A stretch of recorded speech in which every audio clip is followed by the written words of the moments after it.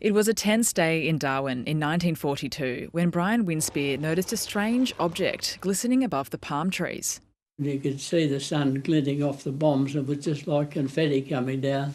Mr Winspear, now 101 years old, was serving in the Royal Australian Air Force when Japan started dropping bombs on Darwin. We had some very close near misses, and it blew my hat off and I got shrapnel in my hand and in my eye.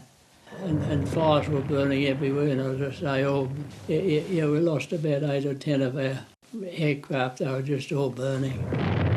To this day, Japan's first air raid in Darwin on February 19, 1942 remains the largest single attack ever mounted by a foreign power on Australia.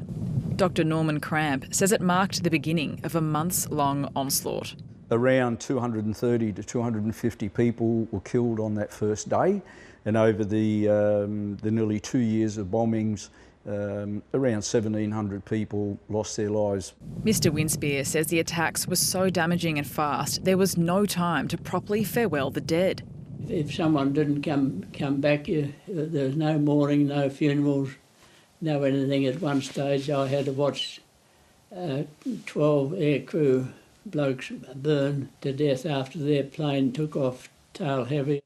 After narrowly escaping death a dozen times, Mr Winspear says the bombing of Darwin changed him forever. It made me a great believer in fate.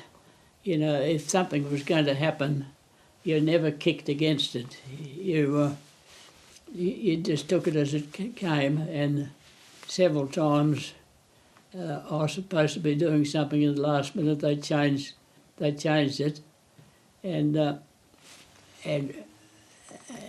the person that took my place in 2 or 3 cases, he was dead with a lot of others. If there's one thing Mr Winspear and Dr Cramp want to leave with Australians, it's the heartache caused by the Darwin bombing. The younger generations and the current generations and the generations in the future are losing their memory of this. And the danger with history is if you forget it and you ignore it, you increase the chances of it repeating itself. Now, 80 years after witnessing death and destruction, Mr Winspear's image of Darwin has changed for the better. I think it's a nice place to go for a holiday.